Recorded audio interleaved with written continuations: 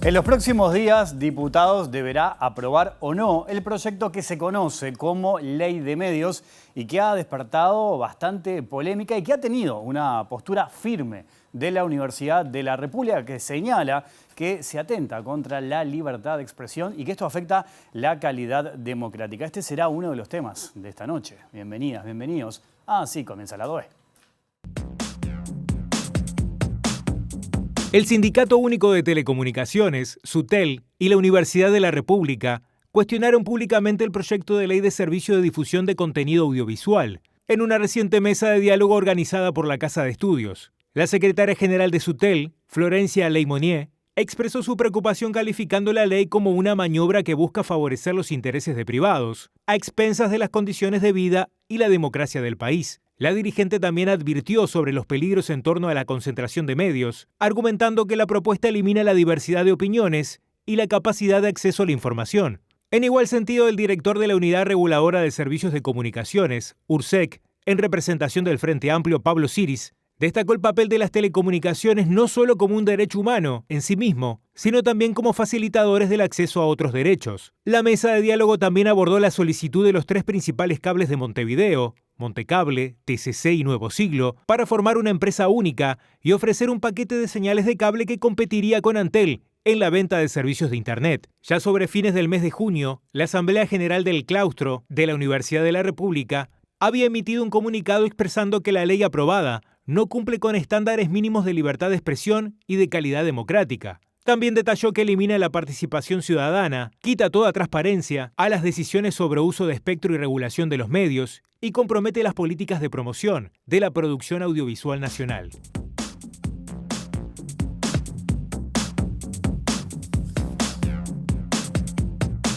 Tema importante este, ¿eh? Vamos a estar hablando de este asunto esta noche en vivo aquí en la DOE, en la pantalla de TV Ciudad, con dos invitados. Saludo primero a Gustavo Buquet, economista, docente, investigador. ¿Cómo estás, Gustavo? Un gusto recibirte. Encantado, gracias. Y a Gabriel Kaplun, también comunicador, docente, investigador. Un gusto tenerte por acá, Gabriel. Un gusto, como siempre. Bueno, yo recuerdo, ¿no? La universidad viene trabajando este tema desde que se presentó, ¿no? En este periodo de gobierno. Sí. Organizando distintas actividades, convocando a distintos actores a hablar, gobierno, oposición.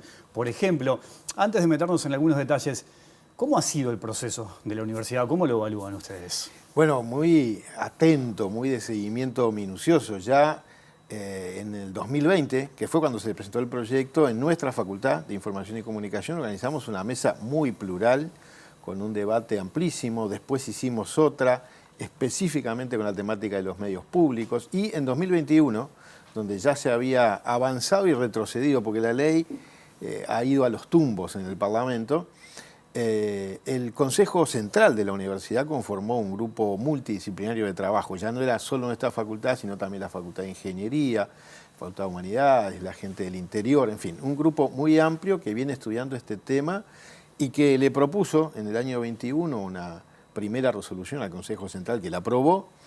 A fin del año pasado, una nueva resolución, porque había habido algunos cambios.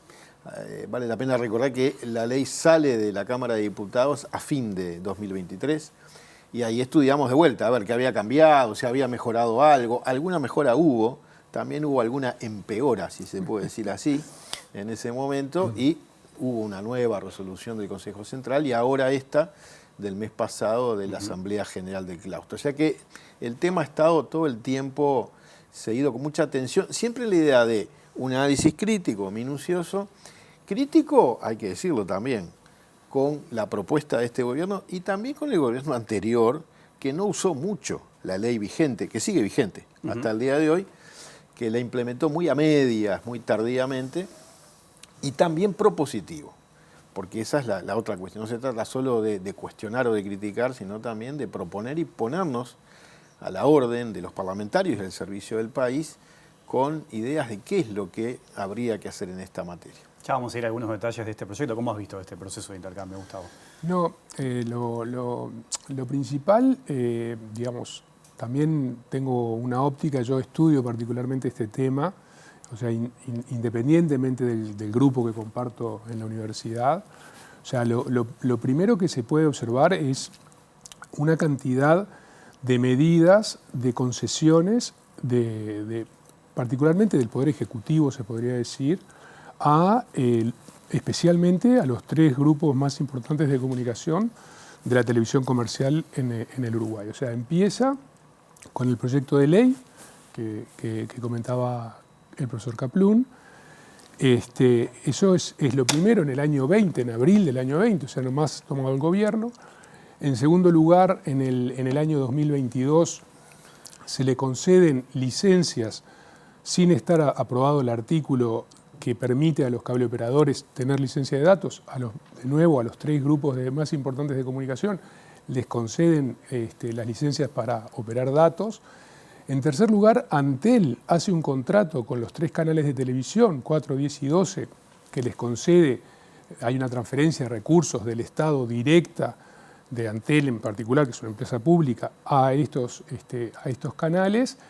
Y en cuarto lugar, la Dinatel llama a un concurso de $2 millones para promover una programación que en general en todos los países del mundo tiene que ser sostenida por el mercado. Los fondos públicos en general son para promover la diversidad y programación que no es concedida que no es sostenida por el mercado. Y en quinto lugar, el consorcio, ¿no? Entonces, y además vemos que últimamente, en periodo electoral, en el periodo de campaña, hay una gran, celeridad en la tramitación de estas concesiones. Entonces, yo lo veo como también un problema global de concesión y de transferencias de derechos particulares sin los trámites y los procesos legales pertinentes, ¿no? Es una cosa como que se deja ver por ahí. Ya que planteas eso, les pregunto, ¿no? ¿Cómo ven esto de que los privados puedan competir con Antel utilizando su infraestructura? Y acá también me lleva a preguntarles cómo ven el hecho y el avance de nuestra infraestructura, porque por ejemplo en la pandemia fue clave, ¿no? Claro. El avance tecnológico, todo lo que tuvimos. ¿Qué análisis hacen, por ejemplo, de ese punto? Bueno, Uruguay está muy bien posicionado en ese sentido respecto a otros países. Es clarísimo, ¿no? En el momento de la pandemia, si uno mira la región, hubo lugares donde, por ejemplo, no hubo clases por un semestre, por un año entero prácticamente. Fue muy duro para otros. Y aquí, en muy poco rato, ya estábamos todos conectados rápidamente. No todos igual, porque no es parejo para todo el mundo, pero fue una situación muy distinta. ¿Y en qué se basaba eso? En muchas cosas, Ceibal tiene mucho que ver, pero tiene mucho que ver también esa red pública que el país ha construido. Entonces, entregarla así nomás es algo para pensarse con mucho cuidado, porque un ente público tiene prioridades que tienen que ver con la sociedad. Una empresa privada, por ejemplo, va a decir, a mí no me conviene instalarme por acá no desarrollo nada. Y si todo empieza a quedar en manos privadas, va a cambiar mucho la situación de telecomunicaciones del país, como es la del resto de la región y los países que en el mundo tienen bajo dominio privado las redes digitales. Entonces es algo súper preocupante, ¿no? Que cuando uno mira la ley, además, es bien interesante porque sí que habría cosas para hacer en materia digital respecto a los medios de comunicación. Sin embargo, la ley, tal como está, en su artículo 1 dice lo mismo que la ley vigente. Esto no tiene que ver con Internet, salvo en este aspecto. Por ejemplo, a ver, de esas cosas como para empezar a proponer y no solo a criticar. ¿Qué está haciendo Europa con las plataformas de streaming? Con Netflix, con Amazon, con todas esas. Le exige lo mismo que ya le estaba exigiendo a los canales de aire, una cuota de contenidos mínimos nacionales, locales, europeos. En el caso de las plataformas le está exigiendo 2 tipos de cosas. Un mínimo de catálogo, es decir, que producciones nacionales o producciones europeas estén en el catálogo y además estén de modo visible. Es algo que lo afinaron en la segunda versión, porque a veces se ponían en un lugar donde nadie los podía encontrar, ¿no? Miremos Uruguay. ¿Cuántas películas nacionales vamos a encontrar en las plataformas? Las tenemos que buscar con lupa y son 2 o 3 y nada más. Eso es catálogo. Pero también cuotas de producción. Obligan a estas plataformas a producir en Europa y en cada país contenidos. Y eso explica una cantidad de series, por ejemplo, y de películas que hemos visto producidas por estas plataformas aquí, pero eso tiene ese origen, esta obligación que se les impuso.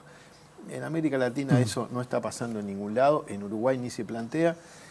Yo escuchaba justo esta mañana a la presidenta Antel que hablaba del cincuentenario que está cumpliendo la empresa y celebraba un convenio con Disney. Pero, ¿qué contrapartidas ponemos frente a esos convenios? ¿Va a haber producción nacional? ¿Va a haber contenidos nacionales? Bueno, esas son las cosas típicas que son las que hay que empezar a conversar en un mundo digital como el que vivimos. Sin embargo, la ley, que en su exposición de motivos decía, cuando se envió a la Cámara de Diputados, que había que ponerse al día, que la ley vigente estaba atrasada, y el atraso sigue siendo el mismo, y yo digo, además del mismo atraso, le agregamos un retroceso, que es entregar la red pública, la red de la empresa pública, a manos privadas. Ahora, los cable operadores argumentan que están perdiendo clientes, que el negocio no se puede llegar a mantener. ¿Qué implica para ustedes este consorcio de cable operadores? Bueno, o sea, primero, o sea, hay concepciones diferentes. Bueno, la concepción de la coalición es que tiene que haber competencia y, digamos, en general coincidirían en que las empresas públicas no le hacen bien al país. De hecho, las quisieron privatizar el mismo Partido Nacional en el gobierno anterior. Ahora que, digamos, no pueden privatizarlas, toman un camino como un atajo y privatizan de a pedazos. O sea, quitarle un pedazo de mercado, una cuota de mercado a Antel, de última, es quitarle un conjunto de recursos y, por lo tanto, semi-privatizarla. Entonces, bueno, eso es una cuestión. ¿Queremos o no las empresas públicas? O sea, obviamente, desde distintas perspectivas ideológicas hay una discusión. El gobierno, en ese sentido, tiene una posición, le parece bien que se compita, perfecto. El problema es cómo se hacen las cosas. Fíjate que, digamos, la ley establece, además, desde tiempos, desde la ley de la dictadura, la ley vigente y bueno, el proyecto de ley que está en el Parlamento no lo contiene, pero se prohíbe en época de elecciones conceder una frecuencia de radiodifusión, ya sea de televisión abierta o de radio. La formación de un consorcio que junta 3 licencias de cable es mucho más potente desde el punto de vista de la capacidad de presión a través de marcar agenda y de información que lo que sería una radiodifusión. Entonces, para empezar, hay un problema ético. O sea, si la ley prohíbe una concesión de frecuencias, esto es mucho más grande. Y este proceso del consorcio se hizo en menos de 3 meses, ¿no? Cuando estudiar, por ejemplo, la fusión de empresas por agencias de la competencia de Estados Unidos, de la Unión Europea o incluso del propio Uruguay, la Agencia de la Promoción y Defensa de la Competencia uruguaya es sumamente seria en los instrumentos que utiliza de análisis para ver si las fusiones valen o no valen. Bueno, a través de una, categoría jurídica que se llama consorcio, en realidad, detrás de eso es una fusión de 3 empresas que son 3 licencias para televisión y 3 licencias para datos. Entonces, el análisis que hacen para que eso pueda ocurrir es un análisis, efectivamente, uno puede entender el mercado de la transformación de la televisión en el siglo XXI. Claramente, televisión lo podemos considerar todo. Pero tomando lo que dice Gabriel, Europa, modificó su legislación para poder aplicar las políticas. Por ejemplo, la agencia brasileña, en un informe que toma el informe de URSEC para fomentar esta unión, este consorcio entre los 3 cableoperadores, justamente lo que promueve el informe que ellos toman es un cambio de reglamentación. La ley vigente, es claro que, con una interpretación por lo menos, es claro que prohibiría la formación del consorcio, ¿no? Entonces tenemos que estamos en campaña electoral, que se da un consorcio a un grupo de presión que ha conseguido muchas prebendas en este gobierno y que además el consorcio en la ley, por ejemplo, el artículo 1, lo decía Gabriel, en la ley nuestra está fuera de las plataformas. Entonces, ellos el mercado relevante para considerar que no hay concentración a partir del consorcio, lo toman estudiando, no tengo tiempo para explicarlo, pero lo toman de una forma muy liviana. digamos, las agencias son sumamente rigurosas en estudiar. Entonces tenemos el artículo 1 que dice que las licencias son territoriales. El artículo, y después hay, digamos, un conjunto de artículos, hay el artículo 100 se conceden, o sea, el artículo 1 deja fuera de la ley Internet, las plataformas quedan fuera de la ley. El artículo 100, que es la concesión de licencias, las licencias son territoriales, o sea, para medir el mercado no se puede medir el mercado nacional, se tiene que medir el mercado territorial. Y después hay 2 artículos claramente que, digamos, convocan al Estado a prevenir la conformación de oligopolios. Entonces, había 6 operadores en Montevideo, o hay 6 operadores en Montevideo. A partir de que se forme el consorcio, va a haber únicamente 3 operadores, porque hay uno que es de los mismos grupos. Por lo tanto, se hace sumamente rápido, se hace con fundamentos económicos y jurídicos sumamente livianos, y se firma en plena campaña electoral. Entonces estas son cosas realmente graves que van a dejar un elemento, digamos, de peso, Si ¿no? me permitís, Gustavo, y si me permitís, a alguno le llama la atención, yo le comentaba a Gustavo hace un rato, qué pasó con los frigoríficos. No sé si se acuerda, ¿no? Había una empresa que iba a monopolizar el mercado y la Comisión de Defensa de la Competencia, de Promoción y Defensa de la Competencia, lo paró. Dijo, eso no se puede, eso está mal. Pero parece que en materia de medios y telecomunicaciones sí se puede. Entonces uno queda preocupado. Y agregando a estas concesiones, capaz que ya nadie se acuerda, en la ley vigente hay un canon que debían pagar los canales para promover la producción nacional. Nunca se les cobró, durante todo este periodo se les fue perdonando año tras año y en cambio se les terminó regalando una cantidad enorme de plata para producción. Entonces, bueno, uno termina empezando a preocuparse. Y eso va en la misma dirección que el proyecto de ley que todavía diputados tiene que aprobar o no aprobar, como decías al comienzo, donde la concentración se eleva hasta los niveles que hay, digamos. Es decir, bueno, si estamos en esta situación de concentración, permitamos que eso suceda legalmente. Ahí hablamos hasta de ahora, las licencias que se pueden tener, qué impacto tiene. exacto, eso. sí, porque terminamos en una situación de alta concentración que, como está visto en todo el mundo, es una de las cosas que más perjudica la libertad de expresión. ¿A ustedes les preocupa la influencia extranjera que puede haber también? También, porque no solo se concentra, se habilita una concentración mayor, en realidad se legaliza la que ya está prácticamente, sino que además se abre una ventana enorme a que esos conglomerados sean extranjeros. Ya tenemos situaciones de este tipo en Uruguay disimuladas. Ahora podrían hacerse sin disimulo. Disimuladas porque aparece un testaferro y no el dueño auténtico. Lo conocemos en una cantidad de medios en Montevideo y también en el interior. Pero si esto termina habilitado, tendremos un problema mayor. Con, además, eliminación, como bien reseñabas al principio, de toda transparencia y participación de la sociedad, ¿no?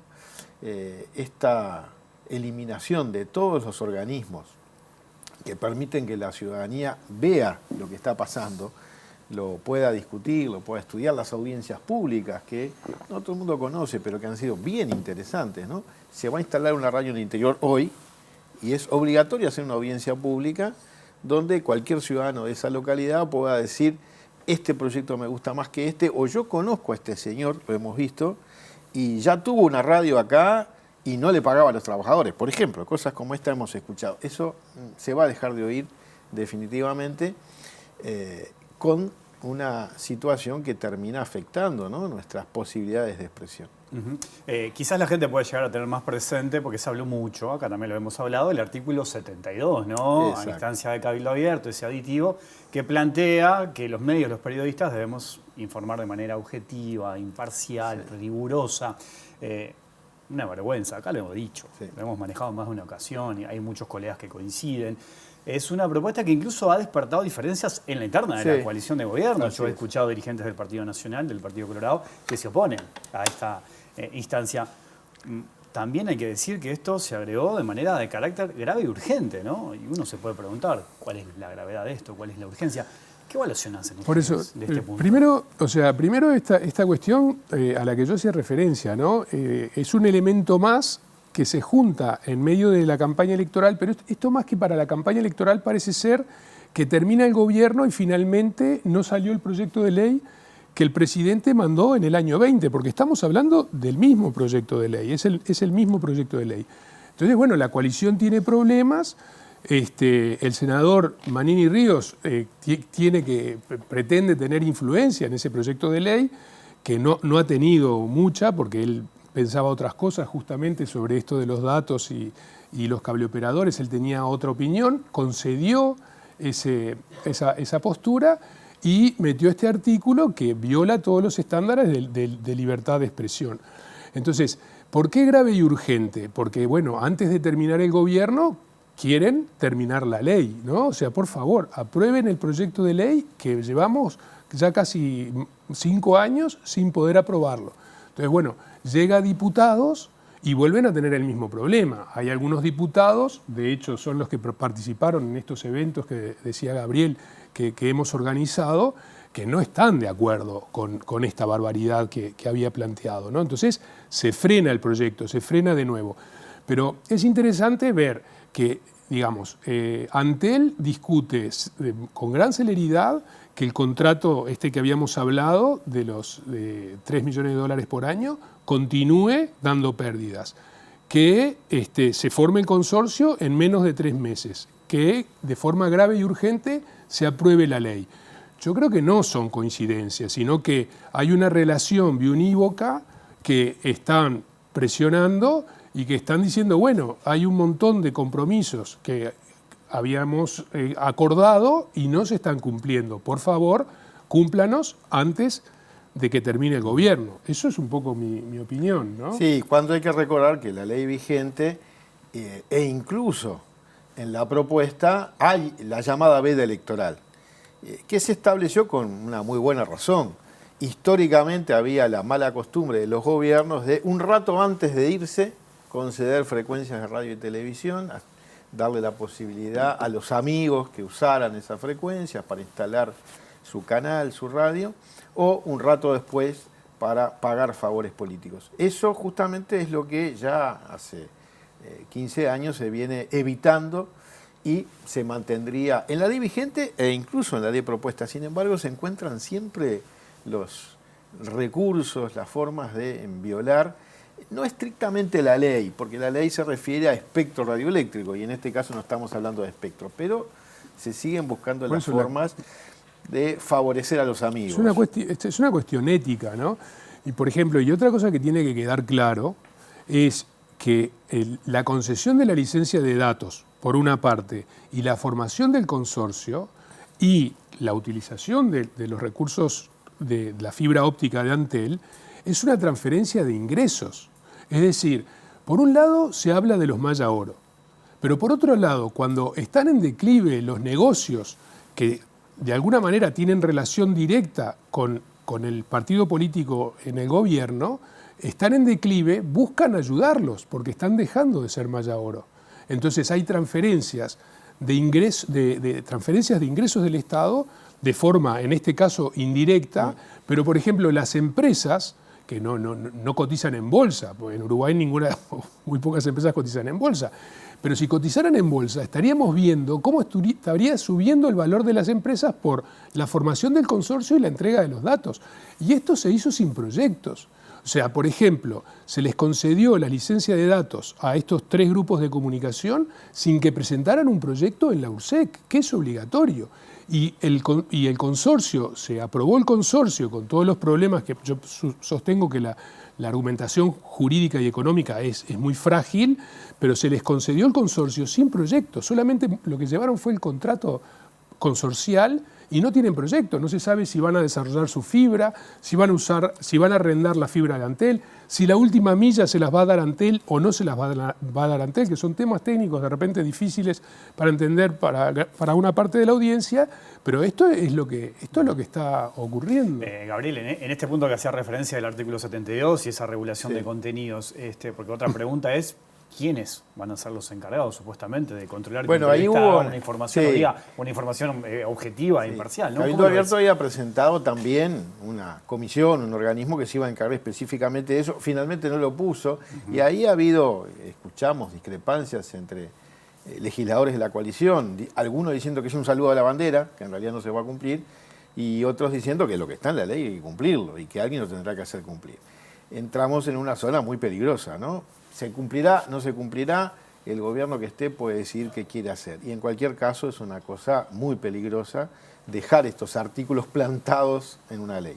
Ahora, también hay que decir, me parece, que sacar ese artículo hace que la ley pase a ser una buena ley. No, porque sigue teniendo todos los problemas que veníamos evaluando desde 2020, que lo hemos estudiado, y que se pueden resumir en 4 o 5 palabras. Concentración, cero transparencia, mucha más concentración, cero transparencia, ninguna participación de la sociedad, desaparición de los instrumentos de producción, de promoción de la producción nacional.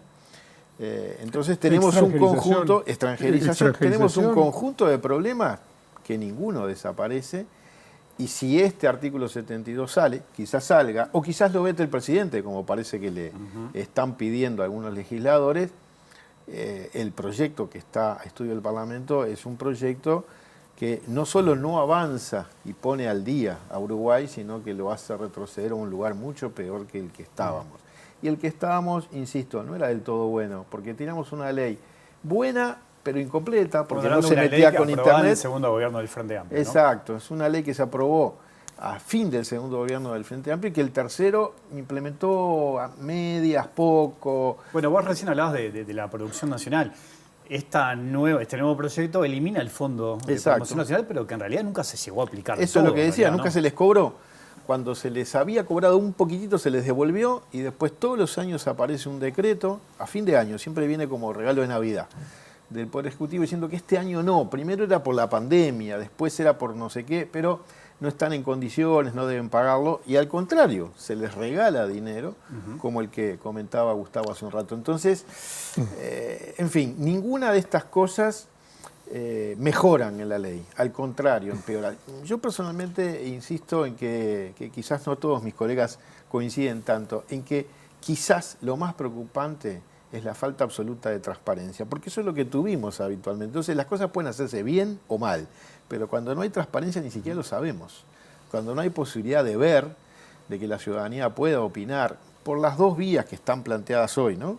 La vía de una comisión asesora, a mí me toca integrarla por la Universidad de la República, la CHASCA, Comisión Honoraria Asesora de Servicios de Comunicación Audiovisual, de muy amplia integración, y por la vía de las audiencias públicas, que son un muy saludable ejercicio ciudadano de poder ver quién presenta un proyecto de radio o de televisión para esta localidad, qué está proponiendo, cómo lo va a sostener. Esas cosas para mí son claves, ¿no?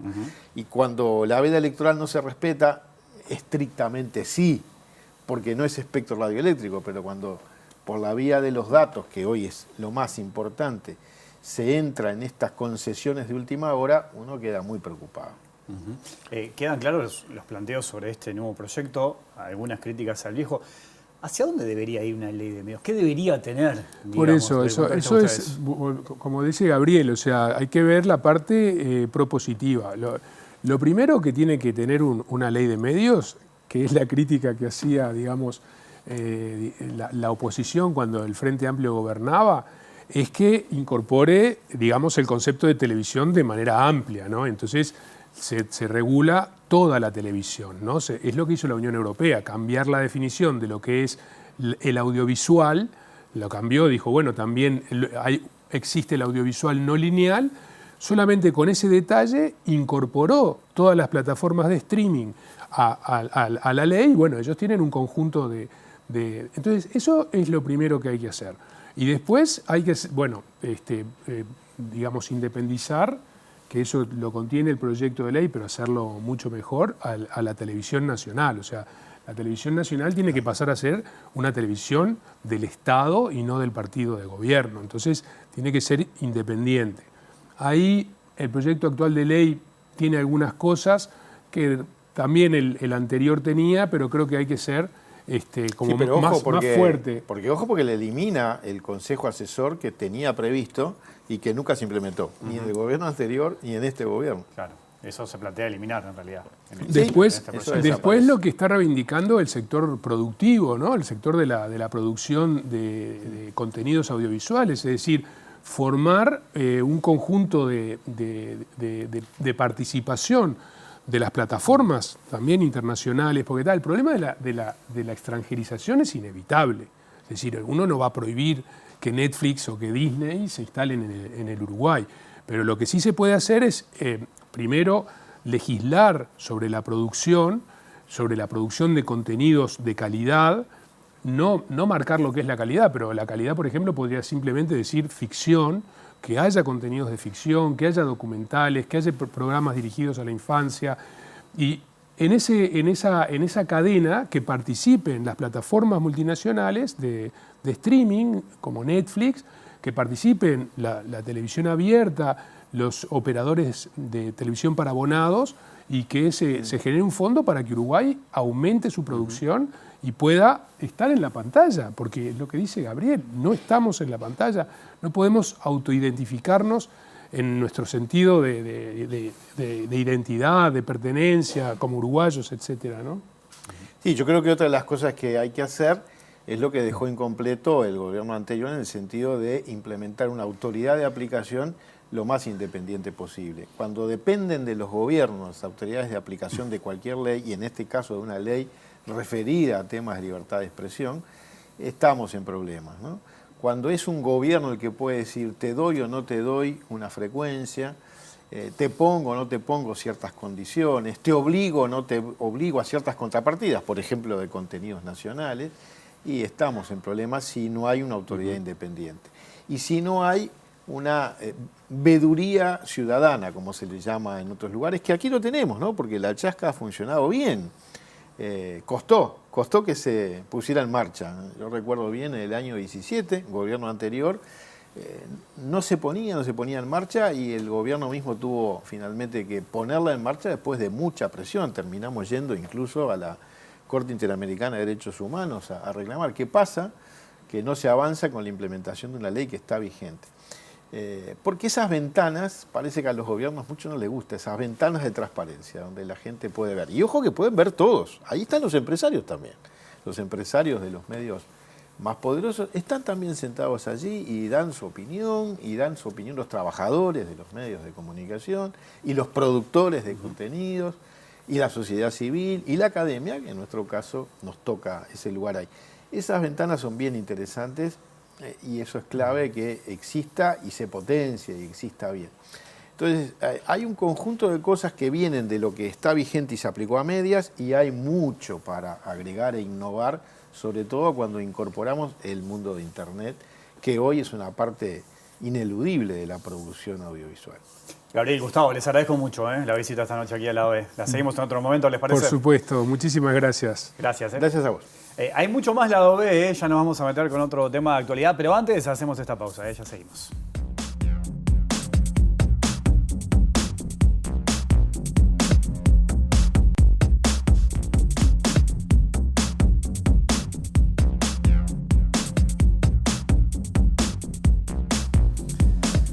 Seguimos en vivo aquí en Lado B, en la pantalla de TV Ciudad. Les propongo ahora meternos con otro tema de actualidad, y para eso nos vamos al móvil, vamos en busca de nuestro compañero Martín Duarte. ¿Cómo andás, Martín? Bienvenido. ¿Cómo andás, Wilmar? Bueno, un gusto reencontrarnos por acá. Con mucha información en la jornada de hoy, pero también haciendo foco en lo que ocurrió en la jornada de ayer en el Parlamento, porque bueno, está estudio de la Comisión de Constitución y Código de Diputados, el proyecto de ley ya aprobado en el Senado, que plantea algunas modificaciones a la prisión domiciliaria. De hecho, en la jornada de ayer, 3 instituciones de derechos humanos fueron citadas para conocer su mirada, su visión acerca de este proyecto. Estamos hablando de Madres y Familiares de Detenidos Desaparecidos, Crisol, y el colectivo Jacarandá.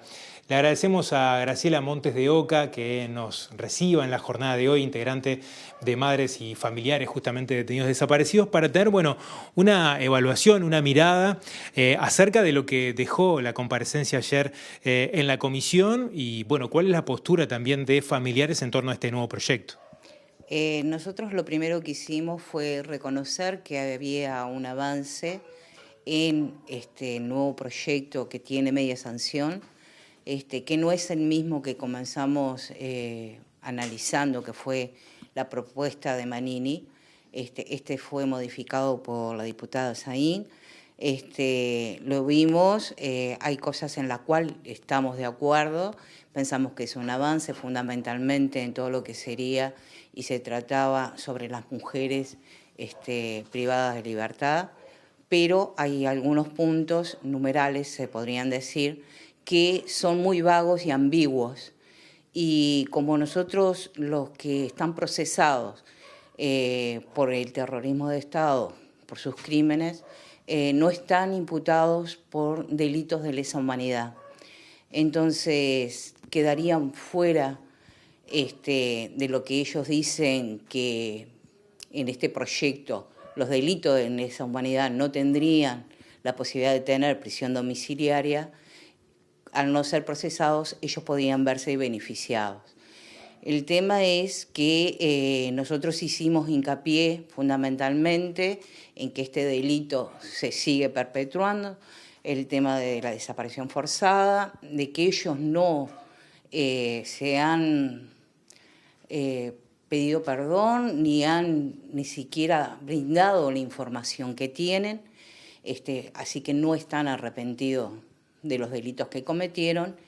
Y después específicamente, viendo el proyecto, habían dos numerales que nos preocupaban. Uno era que decía que podían obtener la prisión domiciliaria por problemas familiares o problemas propios del imputado, que no sabemos qué podrían ser. Queda muy vago y muy ambiguo ese tema.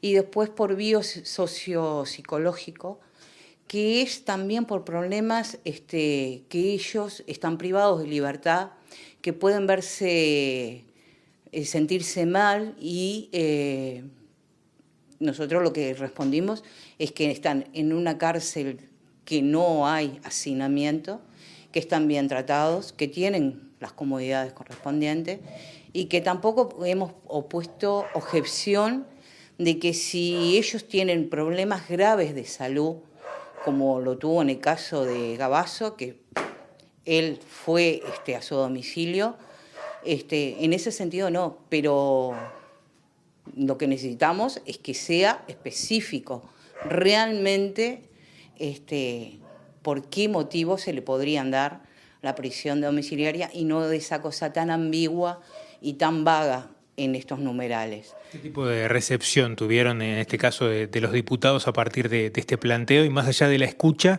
¿qué intervención podría tener el proyecto para garantizar estos señalamientos? La respuesta de ellos fue muy concreta, no hicieron preguntas, solamente dijeron que gracias por el aporte. Nosotros lo que pretendemos es que revisen esos dos numerales, de que realmente no lo dejen con esa liviandad y una cosa tan vaga, que puede ser utilizado en cualquier sentido, por más que sabemos que siempre va a actuar el juez y va a estar el fiscal, también puede dar motivos para que le otorguen la prisión domiciliaria, y ya tenemos experiencias. En el caso de Rama me acuerdo perfectamente que se le daba la prisión domiciliaria por problemas de salud y sin embargo existían denuncias de los vecinos de Piriápolis que él paseaba el perro en la Rambla de Piriápolis. Tenemos también el otro caso, que es el caso de Vázquez, que también se pudo ver por las redes y en todos lados, de que él no cumplía esa prisión domiciliaria, salía libremente.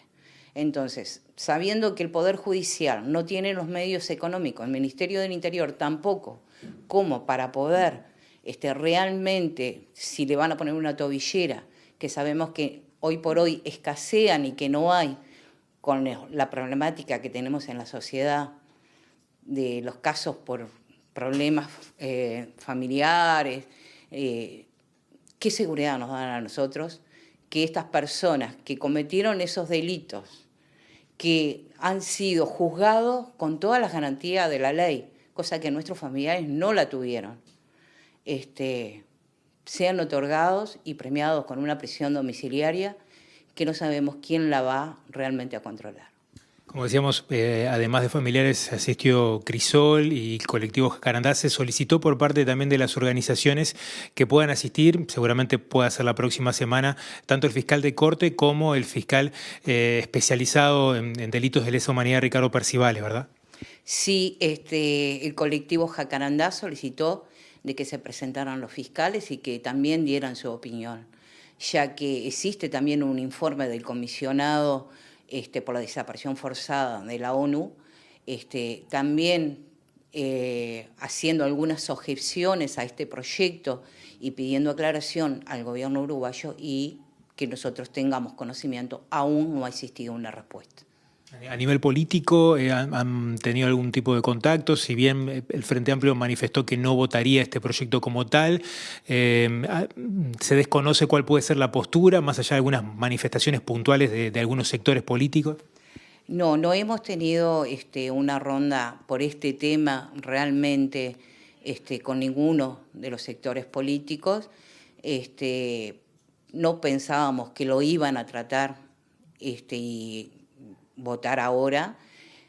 Cuando nos informaron, lo que hicimos fue solicitar la entrevista a la comisión para que escucharan nuestro parecer. Graciela, te agradecemos mucho estos minutos por compartir justamente esta mirada acerca de lo que fue, reiteramos, en la jornada de ayer, la comparecencia de estas organizaciones sociales. Hablamos de madres y familiares de detenidos desaparecidos, Crisol y también el colectivo Jacarandá, que fue convocado por la Comisión de Constitución de Diputados, que tiene a estudio, según los tiempos parlamentarios, decíamos, está previsto que la semana que viene puedan ser citados tanto el fiscal de corte, Juan Gómez, como el fiscal de delitos de lesa humanidad, Ricardo Percivales, para dar un abordaje en el pleno, en el plenario de diputados, luego de salido el proyecto del tratamiento que hace la comisión, alrededor de mitad de agosto. Se prevé el 15 de agosto que pueda ser discutido ya con modificaciones o no que tenga el proyecto. Así que seguiremos pendientes del tema. Decían por allí ustedes, compañeros. Gracias, Martín. Le agradecemos también a Graciela. Y de esta manera cerramos el programa del día de hoy. Volvemos mañana a las 20 horas. Que pasen bien. Chao.